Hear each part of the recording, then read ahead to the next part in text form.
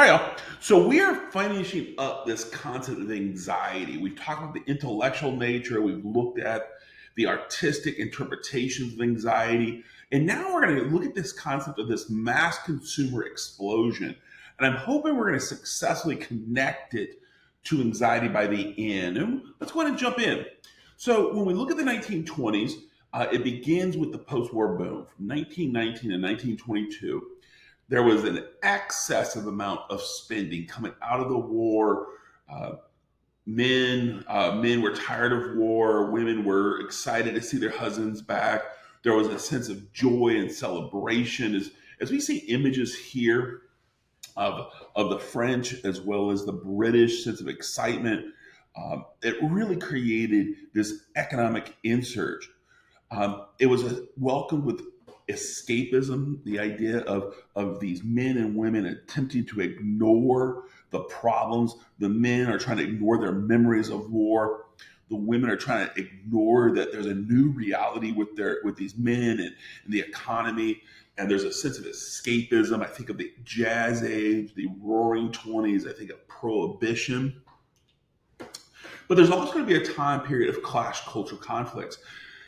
These cultural conflicts, especially in America, you're going to see a kind of a polarization from the moderns, flappers, the rakes, these party business of America's business, and then on the other side, you'll have this conservative, reactionary, evangelical Protestantism that's going to lead to prohibition, and we begin to see those polars. We begin to see things like the Great Migration with African Americans diffusing, moving throughout the North as well as California. And instead of being welcomed with open arms, there was suspicion and the rise of the KKK in Ohio and other states. So we begin to see in this element in England, you begin to see the concept of class conflict as the middle class begins to realize they have lost their place in society. In France, polarization, extreme extremities. So the context of the 1920s, though it seems to be a lot of fun, there is so much underlying chaos. And when we look at this is how the bourgeoisie is going to attempt to bring a sense of stability by making tons of money. It's the idea of this growth of mass consumerism. As a product of the second industrial revolution, we begin to see mass production. And of course, if you have mass production, you have to have people buying your goods. So mass consumerism is directly caused by mass production. And we're going to see this advent with the electricity may in fact be the most significant advance. Every part of their daily lives were impacted. It's not just about the light bulb.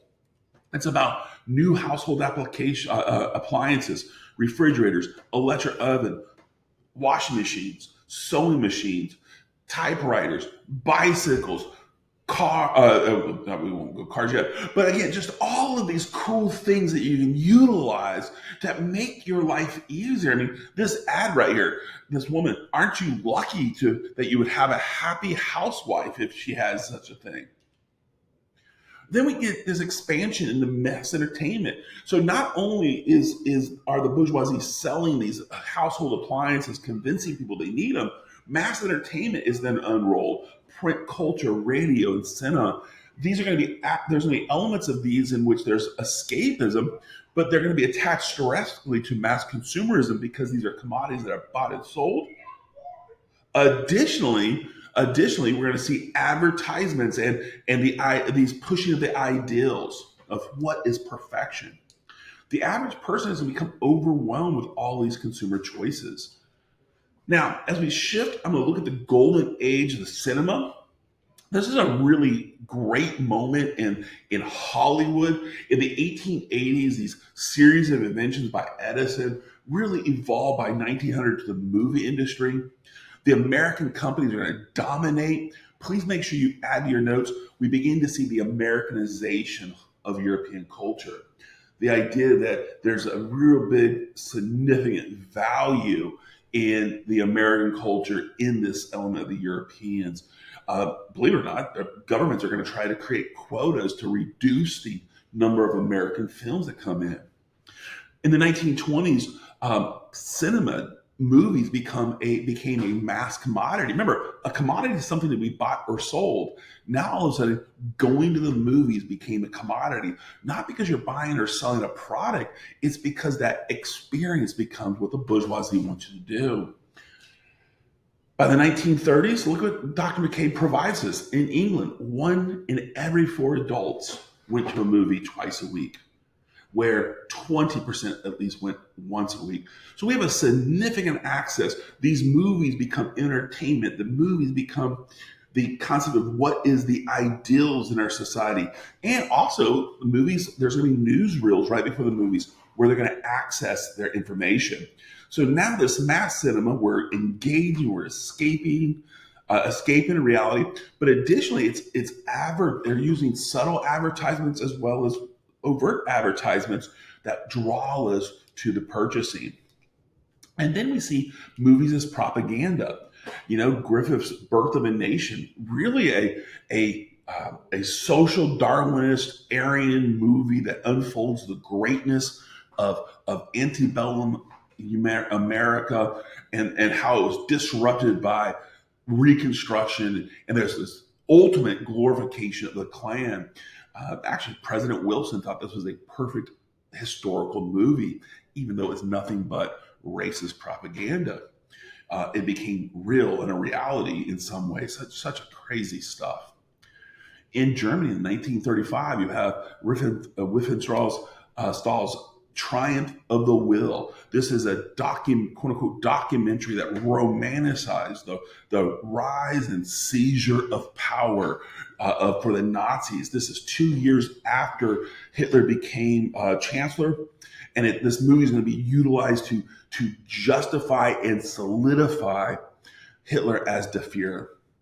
And then when we get into World War II, Eisenstein's Ivan the Terrible. This movie began to be developed during the height of the World War II. The worst moments were happening, and Stalin really put pressure for a movie to come out that honored this concept of Russian nationalism. And it goes back to Ivan the Terrible, and there's almost it kind of insinuates a through line from Ivan to Stalin, that Stalin represented the greatness of Russia. So we begin to see propaganda. We begin to see this. All these elements are controlling the paradigm. And now we're going to now go from this macro movies to a radio, which is a micro. By the time we get to the 1920s, radio became a consumer product.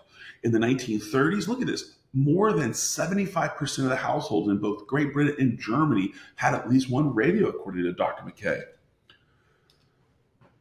There's going to be these new broadcasting networks that are going to create mass entertainment programs to attract listeners, and they'll eventually sell advertisements to. Now, all of a sudden, we're going to utilize the radio not just to entertain, but to advertise. Now we're going to utilize this element to tell people what they need in their lives. And the first significant broadcasting network is going to be the BBC or the British Broadcasting Corporation. And look at this image. I like this image. It almost looks like they're watching TV, but they're centering their family room around the radio. Radio became the center of their entertainment. And I like this image because clearly this is not a wealthy, well-to-do family, just an everyday family. Clearly, they're consuming the radio. And as they're being entertained, quickly radio became propaganda. According to Dr. McKay, both Roosevelt and Prime Minister Stanley Baldwin held these fireside chats to bolster their popularity and gain support. Especially during the height of the Great Depression, these fireside chats, it was to create intimacy between the president and the people, with him kind of just talking into a microphone. His voice now is in the middle of their living rooms, and they believe that they have this connection with the president. It's all fake. There's no real connection, but that fireside chat allowed people to feel connected. Hitler and Mussolini are going to utilize media control over to nationalize speeches, political propaganda. By the time we get to 1933, 34, anti-Semitism will really infest the German radios and to help inspire this Aryan nationalism. Really, some terrible things that occurred. But again, we'll see how that plays out. But in this materialistic world, people believed what they heard and what they saw. So with the movies, with the radio, people are now being consumed by what they are told is true. And that's going to lead us right to the department store. But I'm going to pause right here